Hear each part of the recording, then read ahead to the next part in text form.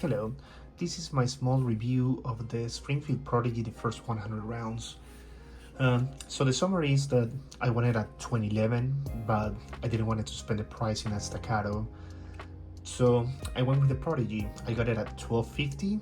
I did a trade and had like some discount, so I think that was an amazing price for this Prodigy.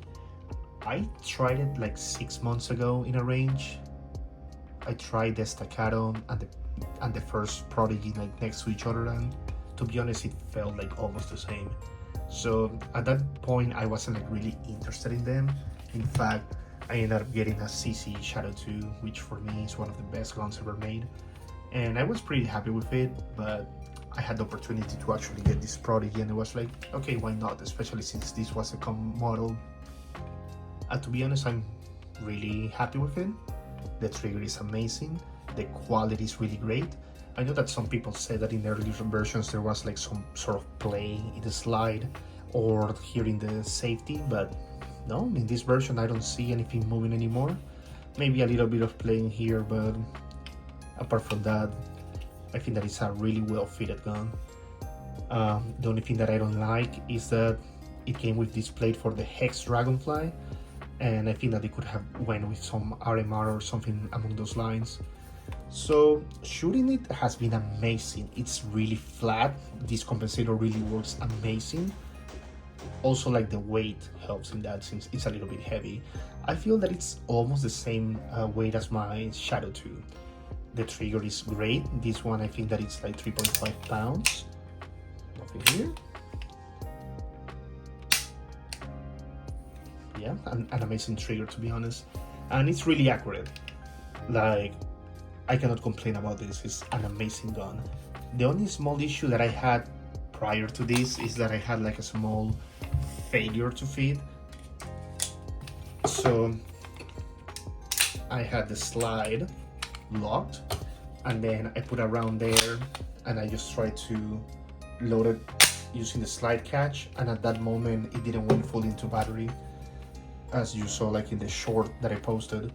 But that only happened twice with laser ammo, so, and it wasn't even while I was shooting, it was prior to shoot, so I don't know if count that as a failure to feed, or it was just me putting the thumb in the slide or slowing it down.